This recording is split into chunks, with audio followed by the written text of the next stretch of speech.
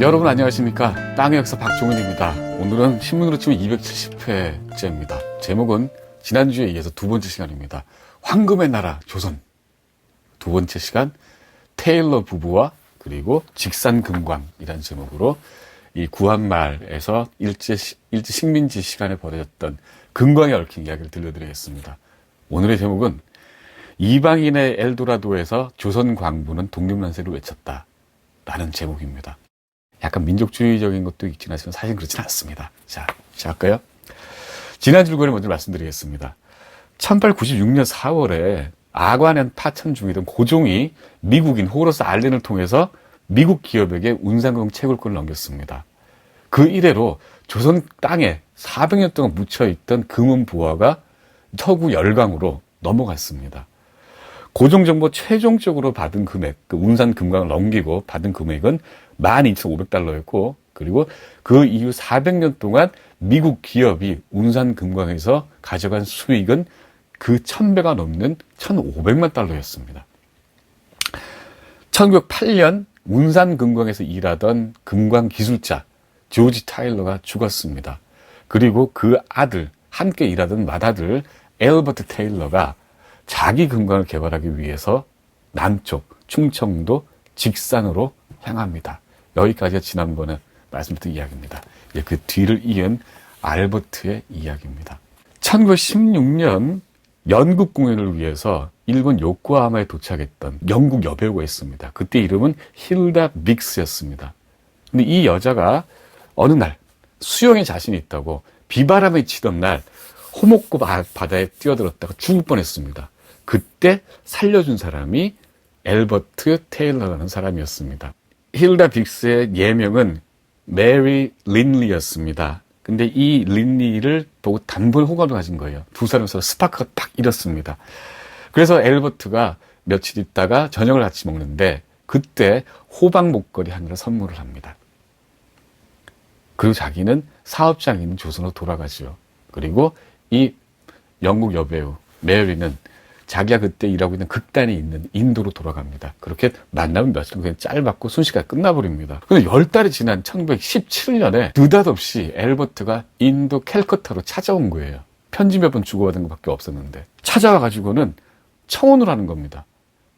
훅 빠져버렸죠. 그래서 결혼을 했습니다. 그리고 석 달 동안 인도를 떠나 인도 전역을 돌고 그리고 동남아를 거쳐서 일본을 거쳐서 그리고 남편의 사업장에 있는 조선 경성 수도로 도착을 합니다. 한 번도 보지 못한 시동생 윌리엄이 그때 서대문에 있는 한옥집을 사서 여기에다 벽난로를 만들어서 신혼집으로 준비를 하고 있는 겁니다. 그래서 달콤하게 신혼이 시작이 됐습니다.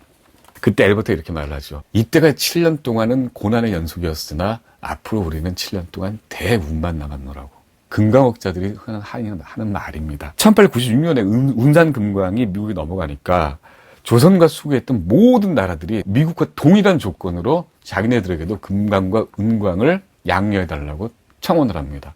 일본도 마찬가지였습니다. 조선 팔도 금산지 가운데 충남 천안에 있는 직산 지역은 바로 일본 사람에 의해서 처음으로 개발이 시작이 됩니다. 근대적인 의미에서요. 1898년 8월에 조선인 은광, 조선인이 조그맣게 운영하던 금광을 일본인 민간인이 인수를 채굴을 시작합니다. 기존에 있던 아주 조그마한 그리고 비법적인 그런 금광업자들하고 이 일본 사람하고 그리고 그 당시 현지에 있는 그 지방 관리들하고는 갈등이 끊이질 않았습니다. 자꾸 외국인들이 자꾸 이렇게 금광과 은광을 양료해달라고 허락해달라고 요청을 하니까 대한제국 정부에서도 알아차린 거예요. 돈이 된다는 걸. 그래서 1898년에 모든 외국인에게 금광과 은광을 양료하지 않는다고 금지를 해버렸습니다.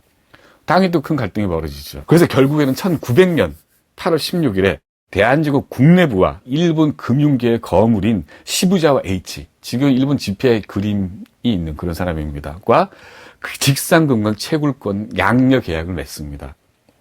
1907년에 일본은 미국 자본을 끌어들여서 같이 영업을 합니다. 그런데 채굴량이 예상보다 적으니까 일본 쪽은 1911년에 아예 미국의 지분을 다 넘겨버립니다. 그 채굴권을 산 사람이 엘버트 테일러였습니다. 1911년. 엄밀하게 말하면 엘버트 혼자가 아니었습니다. 여러 사람과 같이 지분 투자를 한 거죠. 요코하마에서 메리를 만났을 때 엘버트는 바로 이 주주를 모아서 자금을 마련한 뒤에 직산 땅을 매입을 하고 그리고 7년째 소규모로 채광을 하고 작업을 하고 있었던 겁니다. 직책은 총관리인이었고 연봉은 무급이었습니다. 왜냐하면 훗날 엘버트가 메리가 이렇게 말합니다. 대박이 내려 확신했기 때문에 그냥 지분, 주식을 받았다. 주식으로 배당을 받는 것이 자기는 훨씬 유리하니까 굳이 돈을 받으면서 싸울 필요가 없었다고 얘기를 합니다. 그만큼 확신했던 거죠. 근데 직산금광은 사금광이었습니다. 땅을 막 파서 들어가 사는 것보다는 노천에 걸려있는, 물속에 있는 금들을 걸러가지고 가는 게, 채굴 하는 게 훨씬 더 나은 장사였죠. 중설기가 필요합니다. 그렇기 때문에. 물에서 모래를 퍼서 그 모래를 걸러내서, 그리고 금을 골라내는 그런 기계가 필요하죠. 드레지라 그럽니다. 요코하마에 그때 1917년에 엘버트가 갔던 이유는 그가 주문했던 준술기가 드레지 몇 대가 미국에서 요코하마에 도착했다는 소식을 들었기 때문입니다. 그래서 그때 허겁지겁 이 사업을 위해서 엘버트는 자기가 사랑을 하려고 했던 여자와 짧게 만나고 이별할 수밖에 없었던 거죠. 나중에 엘버트가 메리에게 들어왔습니다. 그때까지는 손으로 금을 채취했고 임금이 체불된 광부들에게 협박을 당하기도 했고 쌀을 구하기 위해서 추궁기를 들고 마을을 돌아다니면서 소리를 들려줘서 쌀을 구걸하는 그런 험악한 세월 7년을 보냈다고 고백을 했습니다. 모든 금광업자들은 일확천금을 누리고 그러기 위해서는 이러한 고통을 감수를 했던 거죠. 일본은 미국 쪽에 넘길 때 채산성을 낮다고 봤습니다. 그런데 그 예상과 달리 직산은 운산, 그 당시 세계 최대였죠. 그리고 수안, 금광과 함께 식민지 조선에서 미국이 운영하는 대표적인 금광이 됐습니다. 일본이 조금 판단 미스였던 것 같습니다. 미국 네바다에 버지니아 시티라는 마을이 있습니다. 작은 도시입니다. 그런데 미국의 골드러시가 불었을 때 그때 대표적인 금광촌이 바로 이 버지니아 시티였습니다. 마크 트웨인의 소설가도 이 금에 홀딱 빠져가지고 금에 투자를 했다 쫄딱 망했었어요. 그래서 흘러간 곳이 버지니아 시티였고 여기서 작은 신문사 기자로 일을 했습니다. 기자를 하는데 금광이 일이 좀 많겠습니까? 매일 살인이 벌어지고 강도가 벌어지고 싸움이 벌어지고 그리고 창녀들과 사내들과 막 싸움박질을 벌리고 이러니까 처음에는 막 썼어요. 기사거리가 많으니까. 근데 어느 날부터 기사거리가 없는 겁니다. 그래서 가짜 뉴스를 지어냅니다. 다이나믹하고 흥미진진한 기사를 쏟아내니까 나중에 발각이 났어요. 그래서 직업을 바꾼 게 소설가입니다. 기회가 되시면 버지니아 시티 가보십시오. 그 신문사도 남아있고 그때 소설가 겸 기자 마크 트웨인이 썼던 책상도 그대로 남아있습니다. 어찌됐든 이 말씀 왜 드리느냐, 엘버트 테일러가 바로 이 버지니아 시티의 한 갱도 앞에서 있는 조그만 허름한 오두막에서 태어났던 겁니다. 금맥을 노리는 금광업자한테 고생은 아무것도 아닙니다. 한 방만 건드리면 되는 거죠. 메리에 따르면 운산금광 시절에 테일러 부자는, 그러니까 아들이 둘이 있었는데 크리스마스와 미국 독립기념일 이틀 외에는 쉬지를 못했답니다. 안 쉬었답니다. 그리고 먹는 것도 훈제 청어 그리고 양고기 통조림으로 몇 달을 버티게 됐답니다. 7년을 그렇게 버티던 아들 광부 알버트가 이제 자기 남편이 된 겁니다. 그것도 광산을 소유한 성공한 사업가로요. 시동생 윌리엄은 광산을 떠나서 철도 호텔, 그러니까 지금 서울에 있는 웨스틴 조선 호텔 자리, 그 근처에서 수입 자파상을 운영을 했습니다. 거기에서는 타자기, 추금기 같은 온갖 진귀한 서구 물품을 팔았죠. 장사가 잘 됐습니다. 거기서 나오는 돈으로 이 자기 형수를 위해서 한옥을 매입을 하고 거기에 벽난로를 지어서 이들에게 허니문을 즐길 수 있는 집을 만들어준 겁니다. 1904년에 러일 전쟁이 터졌습니다. 우리 잘 아는. 그때 동생 윌리엄은 뉴욕 헤럴드지 통신원으로 일을 했습니다. 조선 팔도를 여행을 하고 다녔죠. 그리고 형 엘버트는 1919년에 고종이 죽었을 때 바로 그 무렵에 미국의 AP 통신원으로 고용이 됐습니다. 둘 다 광산업자요. 그리고 기자요. 이렇게 된 거죠. 눈부신, 한 방만 터지면 아찔한 그런 눈부신 본업은 물론 이렇게 지적인 부업까지 조선은 이 사람들에게 엘도라도였습니다. 엘버트가 갖고 왔던 사금채충 준설기를 그 직산 사람들은 금배라고 불렀습니다. 금을 낳는 배라는 뜻이죠. 구술받은 그런 기록들이 있습니다. 직산 사람들의 구술에는 이런 내용이 있습니다. 금배로 성완천 위아래 훑으며 쉴 새 없이 바닥을 파서 금배가 엉금엉금 기어가면서 논바닥을 밀고 내려가면 또랑이 생겼는데, 그때 만들어진 또랑이 지금 천안을 흐르고 있는 성완천이라는 부르는 사람들도 있다. 또 이런 기록도 있습니다. 금을 캐고 나면 흙더미를 뒤진 사람들이 있었다. 그 흙을 나무 함지로 이렇게 이뤄내면 또 금이 나올 수 있으니까. 그래서 다른 업자들이 버리고 간 그런 흙더미를 굳이 뒤져서 또 금을 캐는 사람들이 있었다는 겁니다. 그때 사람들은 거랑꾼이라고 했답니다. 직업 거랑꾼들이죠. 그런데 덜 캔 흙더미를 또 뒤져서 그 흙대로 훔쳐가는 거랑꾼들도 있었답니다. 법보다는 주목이 가까이 있었고, 그리고 사형이 가까이 있었으니까 매를 맞는 거랑꾼들도 그렇게 많았답니다. 미국인 테일러 쪽에서 금광을 인수를 하고 직산 양대리 금강촌에는 여학교가 생겨납니다. 그리고 유곽도 생겨납니다. 전기도 들어옵니다. 금 공장을 운영하려면 전기가 필수적이고, 그리고 거기 몰려오는 돈을 보고 몰려드는 많은 직업군들이 거기에 생겨납니다. 미국인들이 거기에 여자들을 위한 학교도 만들어줬습니다. 술집은 당연하죠. 1922년에 미국이 철수를 합니다. 이제 채산성이 없다고 본 거죠. 순식간에 직산 양대리는 조락해버립니다. 1930년대에 이 조선 반도에 황금광 열풍이 불어닥칩니다. 왜냐? 1930년대 대공황 시대입니다. 그리고 슬슬 전운이 전 세계를 휩쓸고 있을 그 무렵인데, 그때 금값이 폭등을 합니다. 그랬더니 군국주의로 치닫고 있던 일본에서 군부에서 세력을 잡으면서 이 금을 조선에서 대량으로 개발하기로 결정을 하고 조선에 의도적으로 금광 개발에 나섭니다. 그래서 금에 매료된 수많은 사람들이 다시 직선에 내려옵니다. 우리가 아는 사람들도 있습니다. 훗날 정치가가 된 조병옥이라는 사람. 그 당시에 전직 연희전문학교 교수였습니다. 이 조병옥까지도 고향이 천안이었는데 고향 천안으로 내려가서 금명을 찾았습니다. 그리고 채만식 아시죠? 소설가. 이 채만식 또한 셋째하고 넷째 형이 바로 직산 금강에서 일하고 있었습니다. 덕대였습니다. 이 덕대 형들을 따라서 직산을 몇 달 동안 지지기도 했습니다. 아주 훗날 10년쯤 뒤에 채만식이 자기 수필에서 이렇게 씁니다. 의사는 메스를 집어던지고, 변호사는 법복을 벗어던지고, 기생이 영문도 모르고 105원을 들여서 금강으로 달려가던 미친 시대였다고. 소설가 나부랭이 자기도 끼어들었다는 거죠. 덕대로 일하던 김봉선이라는 사람이 있습니다. 호인이었습니다. 사금으로 큰 돈을 번 김봉선은 그 돈 가운데 상당액을 자기 직산 주변에 풀어서 덕을 쌓았습니다. 그리고 또 김봉선은 서울에 당시 유학 중이던 자기 형님의 아들, 자기 조카죠. 고등학교를 다니고 있었는데, 그때 옆에 있는 일본인 학교에 다니는 일본 학생들과 싸움이 났습니다. 그래서 이 학교에 쫓겨나게 되니까 자기가 아는 총독부 관리를 통해서 이 자기 조카를 원산에 있는 학교로 전학을 시킵니다. 그리고 원산에 있는 경찰서 서장 집에 하숙을 하면서 이 학교를 다녔는데, 그 당시에 두 개밖에 없던 조선 화약 공장에 취직을 시켜줍니다. 유일하게 있던 조선인 관리직이었답니다. 해방이 되고 나서 이 적산들이 많이 처분을 듣는데, 이 자기가 다니고 있던 회사를 불화받습니다. 이 사람 이름이 김종희입니다. 그리고 이 회사와 함께 인천에 있던 다른 공장 하나도 인수를 해서 자기의 회사를 차립니다. 이게 바로 지금 한화그룹의 모태입니다. 재미나죠? 이렇게 금광이 이렇게 많은 인연을 낳습니다. 1919년 3월 20일입니다. 1919년입니다. 우리가 잘 아는 바로 그 연도죠. 직산금광에서 만세운동이 벌어집니다.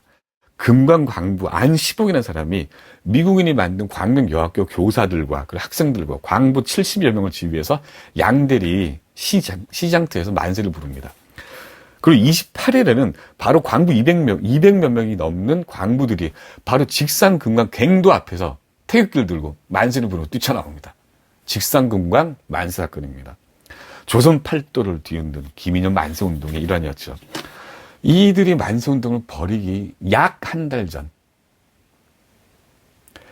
그러니까 1919년 2월 28일 그때 당시에 경성역, 지금 서울역이죠. 그 앞에 있는 세브란스 병원, 지금도 그 세브란스 병원 건강검진센터 거기에 있습니다. 병원에서 테일러 부부 아들 브루스가 태어납니다. 문득 보니까 이 브루스를 눕혀놓은 요람을 시트를 가려고 봤더니 그 안에 독립선언서가 몇 장이 숨겨져 있는 거예요.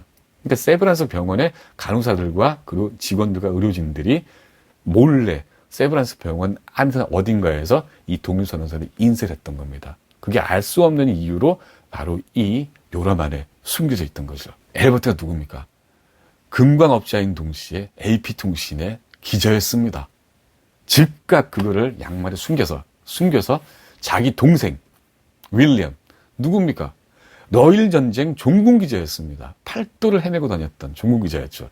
이 두 기자 형제가 단합을 해서 브루스의 아버지 엘버트가 경성에 있는 사이에 윌리엄이 배를 타고 일본으로 건너가서 일본에 있는 AP주국에서 전보를 쳐서 그래서 이 독립 만세 운동 사건을 전 세계에 타전을 합니다. 그래서 3.1운동이 전 세계에 알려지게 된 겁니다. 그리고 한 달이 조금 지나서 4월 15일에 그때 수원, 그러니까 화성에 있는 제암리에서도 똑같이 만세운동이 벌어졌는데 그때 일본 경찰이 주민 일부를 제암리에 있는 감리교회에 몰아놓고 불을 태워서 모두 죽여버리는 끔찍한 일이 터집니다. 이를 또 AP통신 기자신분으로서 엘버트 테일러가 가서 취재를 해서 이를 또한 보도를 합니다. 그렇게 기자로서 엘버트가 활동을 합니다. 자, 고초를 치르죠. 감옥에 갇히기도 했습니다. 1923년에 이 테일러 부부가 자기 신혼집 옆에 늙은 은행나무가 아름드리 지금도 남아있는 그 은행나무가 있는 공터에 새로 집을 짓습니다. 붉은 벽돌로 집을 짓습니다. 그리고 이름은 딜쿠샤라고 지었습니다. 아내 메리 테일러가 처녀 시절에 그리고 늘 인도에서 봤던 어떤 궁전을 보고 딴 이름입니다. 딜쿠샤는 마음속 기쁨의 궁전이라는 뜻입니다. 자기 집을 마음속 기쁨이 있는 궁전으로 생각을 한 겁니다. 지금도 딜쿠샤는 남아있습니다. 그 초석이 있는데 그 초석에 딜쿠샤 19231 적혀 있고 여기에서 몇 년을 살다가 이 부부가 잠시 미국으로 돌아갔습니다. 아들 교육도 할 겸 이렇게 해가지고요. 가 있는 동안에 1926년에 갑자기 엄청난 일이 터집니다. 이 행촌동, 여기가 지금 사직동 근처인데 터널 옆입니다. 거기에서 갑자기 비가 억수같이 쏟아지더니 낙뢰가 떨어져서 딜쿠샤가 곧바로 맞았습니다. 그래서 완전히 홀딱 다 타버렸습니다. 남편 엘버트 테일러는 이 소식을 듣고 우리가 피리침을 안 세면 잘못이지 뭐 하고 남겼지만은 얼마나 안타까웠겠습니까? 자기네 신혼집이고 그리고 자기네들이 성공을 했던 그런 집인데 안타깝게 생각을 하다가 아들 교육을 마치고 그보다 3년 뒤인 1929년에 경성으로 돌아와 보니까 은행나무 그대로 있고 그래서 그대로 있구나. 근데 그래서 은행나무 옆에 있는 그 옛 집 폐허 쪽으로 눈을 딱 돌리니까 놀랍게도 그 집이 똑같이 온전하게 새로 서 있는 거예요. 그러니까 자파상견 그리고 없는 동안에 광산도 운영하고 해서 큰 돈을 벌었던 우애가 좋은 시동생이자 엘버트의 동생 윌리엄이 집을 똑같이 재건해 놓은 겁니다. 물론 그 안에 있는 가구들은 홀딱딱 타부가 없었지만요. 이제 태평양 전쟁을 앞두고 일본과 미국 사이가 극도로 악화됩니다. 나빠집니다. 그래서 1939년에는 운산금광을 미국 때까지 운영하던 미국 회사가 일본에다가 헐값에 팔아넘기고 떠나버립니다. 철수를 하죠. 1941년에 그 당시에 서울, 경성에 남아있던 20명, 30명이 좀 안 되는 서구인들이 모두 이 딜쿠샤에 모여서 마지막으로 추수감사절 만찬을 하고 11월 달에 그리고 사람들은 모두 자기네 나라로 귀환을 합니다. 그런데 이렇게 독립운동을 보도했던 전력이 있는 엘버트 부부는 바로 떠나지 못했습니다. 곧바로 가택 연금을 당해버리죠. 그랬다가 1942년 5월 달이 돼서 강제 추방 형식으로 철수를 하고 맙니다. 그럼 미국 돌아와서 다시 돌아오지 않았죠. 광산 기술자의 아들이자 광산 사업자이자 사명감 가득한 저널리스트 가족과 조선은 그렇게 작별합니다.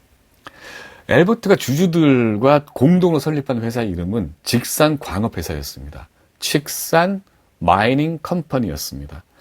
조선에서 1922년에 철수했던 직산광업회사는 1923년 4월에 석유 시추 회사로 업종을 바꿨습니다. 그리고 상호는 그대로 직산을 유지합니다. 직산 오일 컴퍼니로 했죠. 본부는 캘리포니아 풀러튼에 차렸습니다. 작은 마을입니다. 1928년에 직산 공구회사, 직산 툴 컴퍼니로 또 회사 업종을 바꿉니다. 이름도 살짝 바꾸는데 그래서 직산이라는 이름은 그대로 유지를 합니다. 이때 채굴과 시추에 필수 불가결한 새지 않는 파이프 이음새를 개발합니다. 파이프가 크게 있으면은 이 안에 고압의 액체나 고압의 기체가 흘러가는데 파이프를 연결하고 이 파이프가 돌회전을 하거나 이렇게 각도를 바꿀 때 그럴 때에도 이 속에서 나오는 있는 물질이 밖으로 새지 않는 그런 이음새를 개발한 겁니다. 발명을 한 겁니다.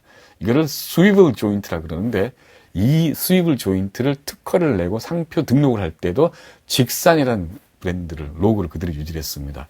지금 미국 특허청에는 직산 스위블 조인트라는 상표가 등록이 되어 있습니다. 1940년대에 벌써 이런 스위블 조인트가 350개가 넘게 개발이 돼서 모델이 개발이 돼서 이미 그 이후로 지금까지 세계 시장을 직산 스위블 조인트가 점령을 하고 있습니다.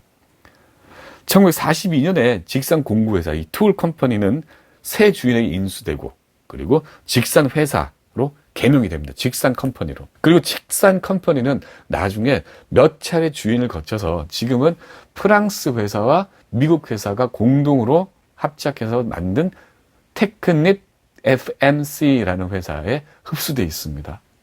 근데 여전히 직산이라는 로고는 그들이 유지하고 있습니다. 보통 명사처럼 쓰입니다. 1948년 6월 달에 엘버트가 죽었습니다. 죽을 때 자기를 아버지 옆에 묻어달라고 유언을 합니다. 그래서 그해 9월 달에 아내 메리가 남편 유해를 들고 해방된 한국을 찾습니다. 그래서 서울 양화진 외국인 묘역에 있는 아버지 조지 테일러의 옆에 자기 남편의 유해를 묻습니다. 그리고 자기의 신혼집이자 젊은 시절을 살았던 딜쿠샤를 찾습니다. 그리고 돌아가죠. 그리고 2006년에 아내 메리도 죽고 세브란스 병원에서 태어났던 브루스 테일러가 아들 테일러가 고령으로 딜쿠샤를 찾아옵니다. 그리고 독립선언서를 일본으로 보냈던 또 다른 기자 출신 금광업자이자 상인인 동생 윌리엄 테일러가 죽습니다. 윌리엄 테일러는 지금 미국 캘리포니아 알라메다 카운티에 있는 마운틴 뷰 공동묘지에 묻혀 있습니다. 이 사람 또한 조명이 돼야지 않을까 싶습니다. 아버지 엘버트가 어머니 메리에게 선물했던 기억나십니까? 호박 목걸이. 그 목걸이는 아들 브루스가 가져와서 지금 딜쿠샤에 있습니다. 여기까지가 매우 복잡한 그리고 다양한 사연을 가지고 있는 구왕말에서 일제 식민지까지 조선의 금광 이야기였습니다.